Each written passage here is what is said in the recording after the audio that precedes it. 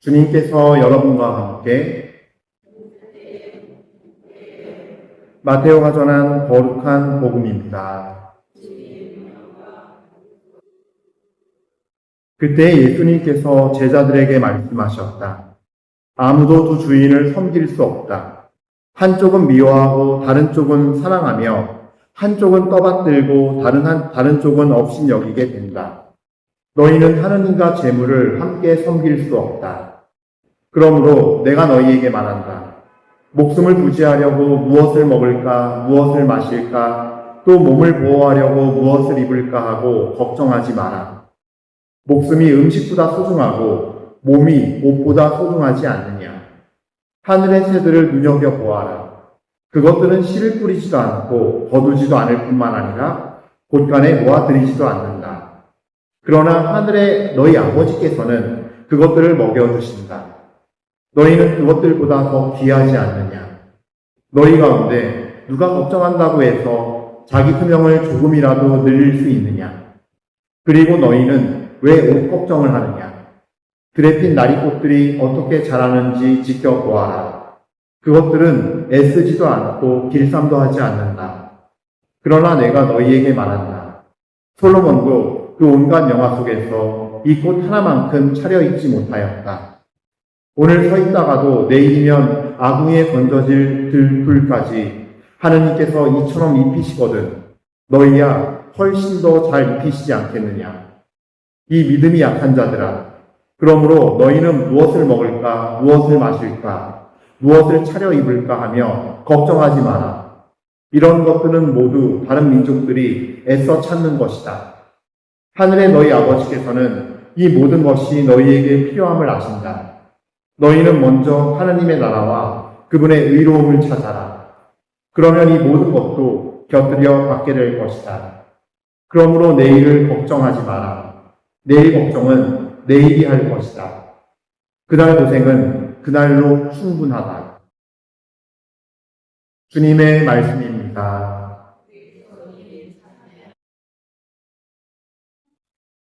참 예수님, 이 거룩하고 정말 사랑 넘치는 우리 주님께 감사 찬미를 드립시다. 그리고 오늘도 우리 주님께서 오늘 비가 내리듯 종일 비인데 비가 내리듯이 우리에게 주님의 성령의 비가 내려서 정말로 우리 모두에게 주님의 영광이 드러나기를 빕니다. 아멘. 오늘 복음 말씀은 마태복음 6장 24절부터 34절까지 말씀인데 참으로 들으면서 어때요? 그냥 막 다 아멘이 나오고 당장 오늘부터 라인 나오 바로 시작합니다 주님 이렇게 돼요? 아니면은 그래도 난 걱정이 있는데 어떻게 살아야 되지 이런 마음이 있으신가요? 거의 모든 분들이 후자에 가까울 거라 생각합니다. 사실 쉬운 문제가 아니에요. 어느 한쪽을 섬기고 사랑하고 어느 한쪽은 업신여기게 되어 있다. 오늘 예수님께서는 하나님과 재물의 문제를 이렇게 명확히 말씀하시면서 저희에게 걱정과 염려를 하지 말라고 먼저 말씀하십니다. 그래서 제가 걱정과 염려에서 하느님의 나라와 의를 구하는 것까지의 좀 이 여정을 전 조심스러워요. 저는 웬만하면 제 얘기를 하고 싶진 않은데 저의 내용이 제 연약함이나 부족함은 주님 앞에 자랑이 될 수 있지만 하나님의 어떤 더 강하심과 은혜가 드러날 수 있지만 제 얘기를 하다 보면은 마치 제 자랑이 될 수도 있고 하나님의 뜻과 하나님의 인도하심, 즉 주체자가 바뀔까봐 항상 걱정이 있거든요. 그래서 오늘 제가 전하는 내용 속에서 하나님께서 이끄시는 그 손길이 여러분들에게 잘 전달되고 하나님의 그 뜻과 하나님이 영광 받으시기를 좀 기원하는 마음으로 정말 간절히 바라는 마음으로 조심스럽게 말씀을 드립니다. 저는 사제생활하면서 참 해피했어요. 생각해보면. 그러니까 걱정 없이 정말로 예산 같은 것도 걱정 없이 쭉 지내다가 이제 바로 요 전인지 이 아지트에서부터 모든 문제가 시작이 돼요. 참고로 좀 하나님 앞에 어리석은 얘기지만 여러분들의 이해를 돕기 위해서 조금 저에 대해서 설명을 하자면 제가 제 얘기를 잘해야 되는 게 저의 어린 시절까지 알고 있는 신자들이 여기 앉아서 기타 드리고 있어요. 예, 실제로. 그래서 제가 사실 좀 이게 자랑처럼 들릴 수 있는 얘기라 조심스러운데 세속적인 측면에서 자랑처럼 들리는 얘기라 쳐도 저는 어려서부터 유아 세례 받고 제가 스스로 미사를 나갈 수 있는 그런 이성을 가진 나이 때부터 오늘 지금 이때까지요. 제 인생에서 주일 미사를요. 딱 한 번 빠졌어요. 그 한 번도 중학생 때였는데 견지대부님이랑 미니네 성질 간다 그랬다가 그때는 삐삐도 없고 아무것도 없던 시절이니까 미사 시간에 대한 정보를 알 길이 없었어요. 근데 갔는데 오전 11시 인사 한 대밖에 없다는 거예요. 그 주일을 보냈어요. 성지는 갔는데 미사 못 드려서 그게 주일 거란 거 제 인생에 주일 미사 딱 한 번 빠진 거예요. 대충 어떤 놈인지 감이 오시죠? 이제 슬슬. 초등학교 때 여기 목사였고 솔로몬 목사라는 이름이 저때 생겼고 대치동 가서 거기서 전례부하고 거기서 주일학교 학생회장 하고 대충 감이 오죠. 어떤 사람이었는지. 그렇게 살았으니 전 되게 가톨릭적이고 잘 믿는다 생각하는 마음의 바탕이 이미 깔려있는 제 마음 안에 그런 자부심이 깔려있는 사람인 거죠.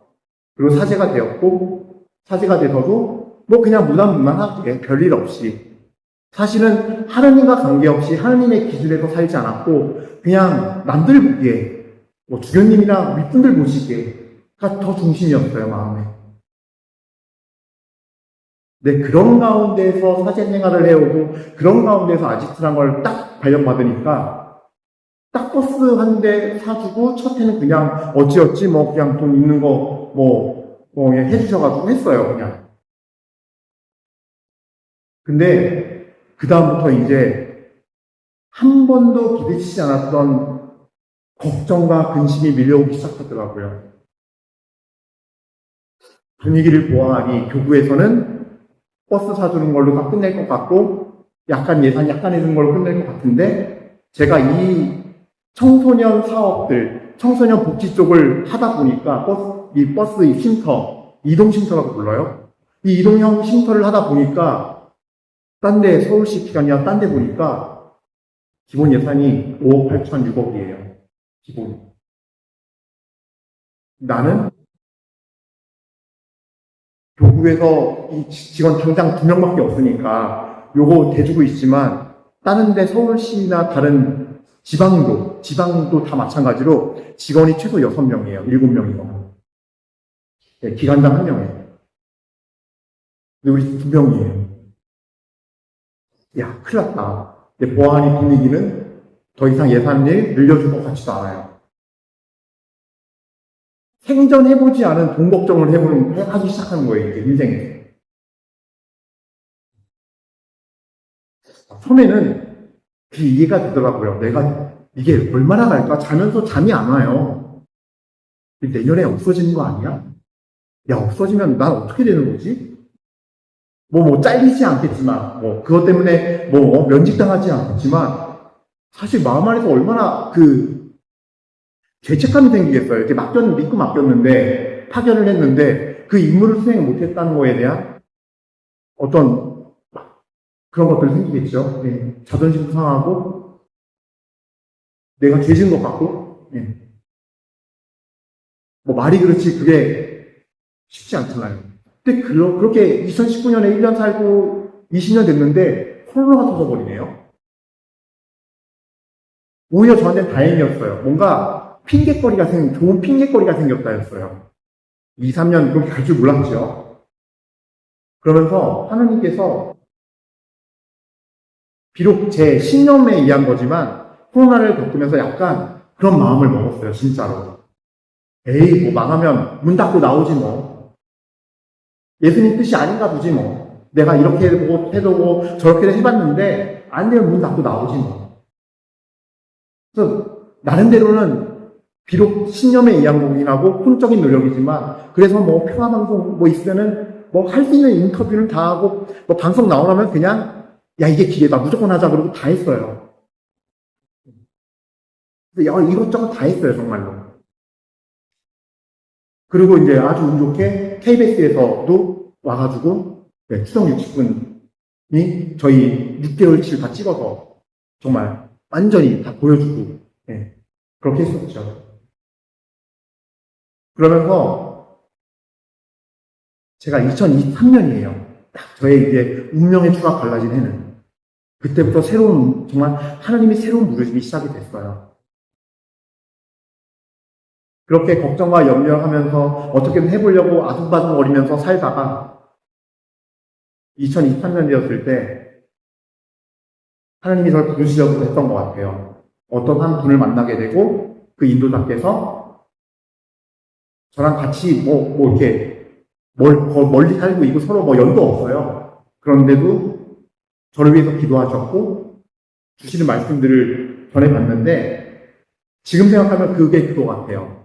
나는 너무 겉모습만 영대차고 거룩해 보이는 신부지 실제 내 영적인 모습은 너무 힘이 없으니까 내가 살아가면서 지금 잡혀있는 문제들, 죄 사슬에 묶여있는 문제들을 내 힘으로는 회개할 수 없고 이길 수가 없는 거예요. 하나님의 은혜 앞에 갈 수가 없는 거예요. 저 십자가 앞에. 갈 수 있는 힘도 없는 거죠. 그런 의지도 없고. 근데 그거를 내가 옆에서 곡괭이질을 하면은 이쪽에서는 그냥 불도저를 파는 듯한 그 도움을 주는 역할이었던 거죠. 그분의 인도를 받아가면서, 도움을 받아가면서, 기도를 받아가면서, 그 전해주는 말씀을 내가 듣고서 어떨 때는 너무 나를 살치 살피고 아는, 어떻게 이런 얘기를 하지? 내가 어젯밤 내가 한 말을 다 들었나, 누가? 싶을 정도의 말씀들을 몇 번 받고서 제가 진짜 이게 하나님 정말 살아계시구나. 깨져야겠다. 진짜 옛날 12제자에게 임했다고 성령이 진짜 살아계시구나. 진짜 몇 차례 그런 사건들을 겪으면서 체험들을 하면서 말씀으로 돌아가기 시작했어요. 말씀으로. 그래, 이 말씀이 살아계신 말씀이고 하느님이라고 하니 요한복음 1장 1절에도 그래서 제가 찾은 게 갈라티아서 5장 13절부터 26절이에요. 거기에 육의 열매와 육의 행실과 성령의 열매, 죄와 선, 정말 이걸 다루는 아주 자세한 내용이어서 이 말씀을 내가 매일 읽고 한 시간씩 내용을 성취도 배워하고 십자가의 길 바치고 하면은 단식도 하고 하면은 뭔가 되겠구나 해서 그때부터 제가 달려들었던 것 같아요. 십자가 앞에 가서 말씀에 의지하고 깨달라고. 말씀을 아침에 일어나 3번 읽고 갈라티아서를 자기 전에 3번 읽어요. 소리내서. 지금처럼요. 지금 말하듯이. 첫 번째는 나 자신에게 선포하고 내 자신에게 안에 혹시 어딘가 악이 있다면 그 악에게 나가라고 선포하는 거예요. 두 번째는 이 세상에 알리는 거예요. 하나님도 듣고 계시고 어둠의 세력도 듣고 있어요. 나 하나님의 거야. 말씀을 이제 내가 선포하니까 내 주변에서 너네 다 사라져. 오로지 하나님의 성령만이 날 채우게 하면서 싸우기 시작했어요. 그 걱정과 염려가 먼저 올라오니까 나 아직도 사목 어떻게 하지? 하는 염려가 올라왔는데 하느님의 선택지는 전혀 달랐던 거예요. 너 지금 아직도 살림살이 뿌리는 거가 먼저일 것 같지? 홍보 잘해가지고 후원받아서 하는 게 그거 하면 너 내가 칭찬할 것 같지? 아니야. 네 마음 안에 들보부터 뜯어내 이거가. 너 들보 같은 죄성이 가득 차 있어. 네가 무슨 다른 청소년들을 위해서 헌신한다고 뭐 한다고? 너 마음부터 깨끗이 해. 이게 하나님이었던 거예요. 이게 하나님 방법이더라고요. 그래서 정말 수많은 변화가 생겼어요. 그 어린 시절 미사 한 번도 빠지지 않고 하나님께 열성적이었던 사람이 신부가 돼서 어느 순간 망가지기 시작하는데 정말 타락하게 살았거든요. 그러니까 있는 놈이 더하다고 사제가 돼서 신학 공부 다 하고 있는 놈이 더해요. 딱 그런 모습이었으니까 실제로. 그 회개의 과정, 여정을 걸어가면서 때가 되니까 저한테 후원을 받을 수 있는 용기를 주시더라고요. 아니, 후원은 이미 시작이 됐죠. 23년도에 이미 후원을 시작했으니까. 23, 24, 25년 3년 동안 40대 복당을 다녔어요. 23년도에 13개, 24년도에 17개, 25년도에 10개. 꾸준히 다녔어요. 그걸 하면서 하나님께서 저에게 저 마음을 깨끗이 비우고 회개하는 여정이 이루어진 뒤에 제가 그 이루어짐에 정말 중요했던 영역은 바로 아버지, 제가 예전에 한번 말씀드렸던 아버지 찾아가서 정말 무릎 꿇고 아버지한테 제가 아버지 무시하고 미워하고 사제가 되어서 함부로 판단하고 정죄했던 거 제 아버지한테 정말 잘못했습니다. 저를 용서해 주십시오. 제가 먼저 찾아가서 아버지가 나한테 어떻게 했는지는 중요하지 않고 찾아갔어요. 그게 딱 끝나니까 그 다음으로 이제 오는 게 이 아지트를 운영하고 다루는 거. 또 그거를 배우게 됐어요. 물론 제가 세상법 기준에 따라서 잘못 운영을 없지만 그럼에도 불구하고 더 하나님의 눈으로 하나님이 원하시는 거를 할 수 있도록 가르침을 받기 시작했어요. 그러면서 하나님이 제일 막판에 25년도에 이제 모금 다닐 때인데 저를 또 저울에 다신 게 창동성당 갔을 때 더 이상 스크린 내리고 너네 기간 설명하면서 수업은 달라고 하지 마. 이제부터 내 백성들이 주일날 지쳐서 오는데 내 백성들에게 말씀을 먹여. 복음을 전하며 아직도 걱정하지 말고. 그날로 그 창동성당 그날로 순종했어요. 그날 오전 9시 미사부터 준비한 걸 다 없애고 복음 말씀 전했어요.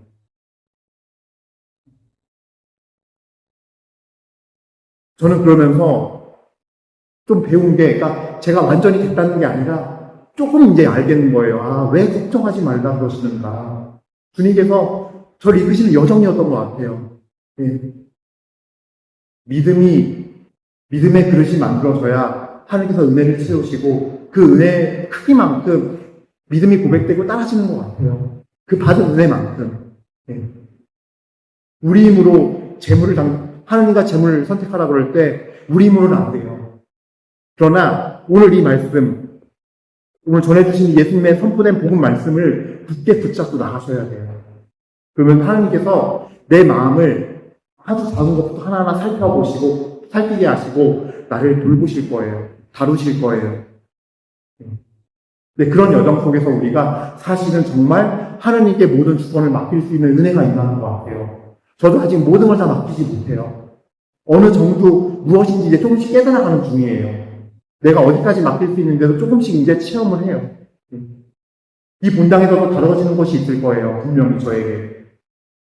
하나님의 뜻이라면 전신자가 들고 일어나도 하나님의 뜻을 선택할 수 있는 그런 그들에 대해서 걱정하지 말고 염려하지 말고 하나님의 뜻을 실천할 수 있는지 없는지도 저 계속 다루시고 보실 거예요. 분명히. 그게 하나님이세요. 엘리야 예언자가 바알 예언자, 아세라 예언자 850명을 그 자리에서 상대했잖아요. 엘리야는 다른 거 하지 않았어요. 제단을 다시 12개 바위를 세워서 쌓고 다시 성전을 만들어서 하늘의 불을 떨어뜨렸어요. 주님의 불을 받았어요. 그것이 우리 모두에게 하나님께서 이루시고자 하는 일일 겁니다. 저는 저대로, 여러분은 여러분의 삶의 자리에서, 여러분의 삶의 분량에서 주님께서 맡겨주신 대로 우리 모두가 그래서 결국 그 자리에서 하나님께 순종하면서 걱정과 염려가 아니라 평화와 기쁨 안에서 모든 걸 주시는 주님을 또 믿고 맡길 때 모든 것을 할 수 있도록 힘을 주시고 자만자족할 수 있게 따라가도록 인도하시는 그 주님을 우리가 잘 의지하면서 걷는 여정이 될 수 있고 또 우리가 함께 주님께 영광을 드릴 수 있고 그 영광을 볼 수 있는 그런 축복 임하도록 오늘 이 시간 은혜를 청합시다. 아멘.